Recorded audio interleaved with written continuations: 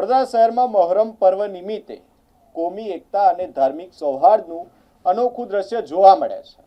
નાગરવાડા વિસ્તારમાં આવેલા હકીમવાલા તાજિયાને બહુચરાજી મંદિરના મહંત દ્વારા પવિત્ર જળ, ગુલાબની પાંદડીઓ અને અત્તર દ્વારા ઠંડક આપવામાં આવે છે। ત્યારબાદ શ્રીફળનો ભોગ અર્પણ કરીને તેને આગળ વિસર્જન માટે લઈ જવામાં આવે છે। મહારાજા સયાજીરાવ ગાયકવાડ ત્રીજાના સમયથી ચાલી આવતી આ પરંપરા જે આજે પણ ગંગા અને જમની સંસ્કૃતિનું જીવંત પ્રતીક રૂપ બની રહી છે। આ પરંપરા કે જે એક ભાઈચારાનો સંદેશ आपे बिस्मिल्लाहिर्रहमानिर्रहीम। आप देख रहे हैं ये सारे अदादार यहाँ जमा हुए हैं मौला हुसैन को याद करने के लिए।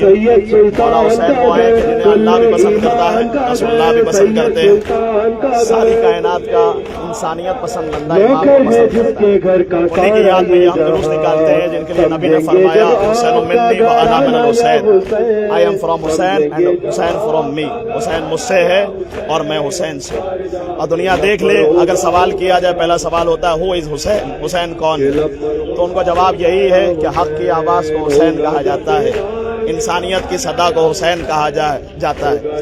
If you want see justice look at Hussain, अगर तुम्हें इंसाफ देखना है तो हुसैन को देखो। If you want to see kindness look at Hussain, अगर तुम्हें मेहरबानी देखनी है तो हुसैन को देखो।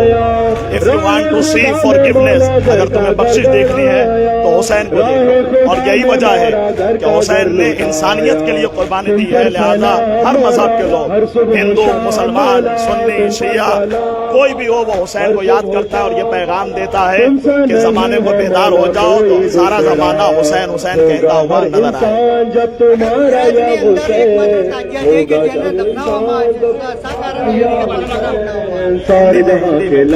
गुजरात में यही ताजिया है कि उसको दफनाया जाता है, बाकी ताजिया को विसर्जन किया जाता है।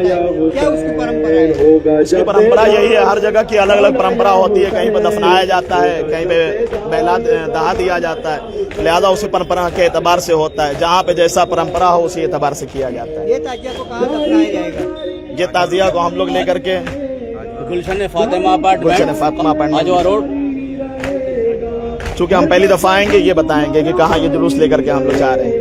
बिल्कुल શું પરંપરા છે આ તાજિયા સાથે? કારણ કે મંદિર અહીંયા આવે છે ને ઠંડા કરવા। ये मंदिर जो आता है लगभग 150 साल से आता है यहाँ पर, समझे। इसकी परंपरा यही है। एक बार नहीं आया था तो इन लोगों ने ऑब्जेक्शन किया था कि भाई आप क्यों नहीं लेके आए, तो उस वक्त में लड़ाई थी, मगर इन्होंने बोला कि आप लेके आते, हमारी जिम्मेदारी थी।